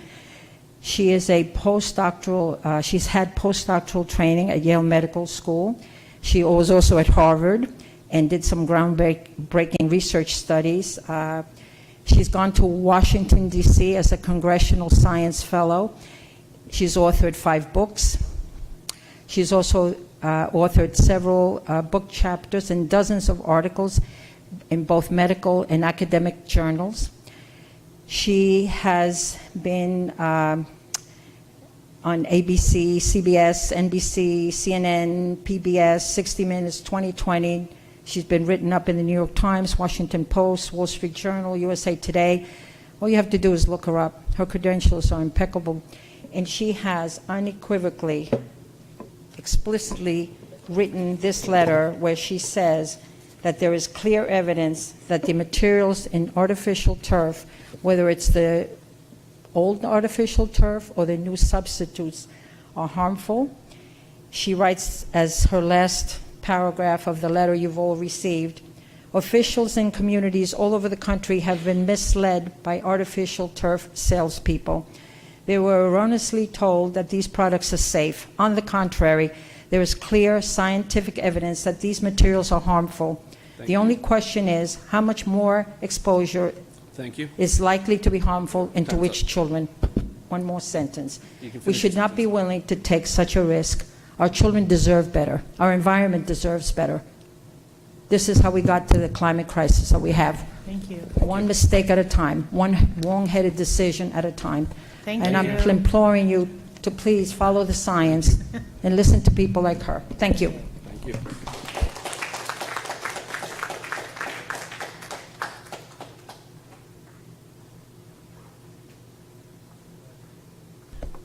Public comment is now closed. We do not have an executive session anymore, correct? All right. Any comments you'd like to address?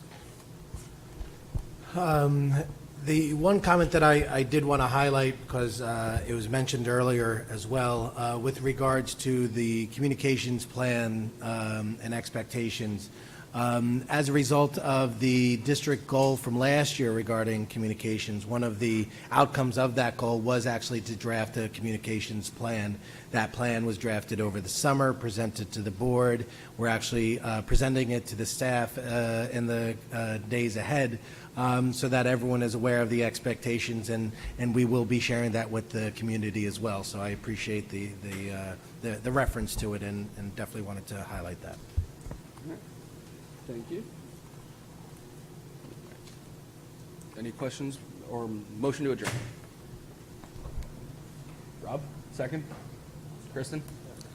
All in favor? Aye. Any opposed? All right. We are adjourned.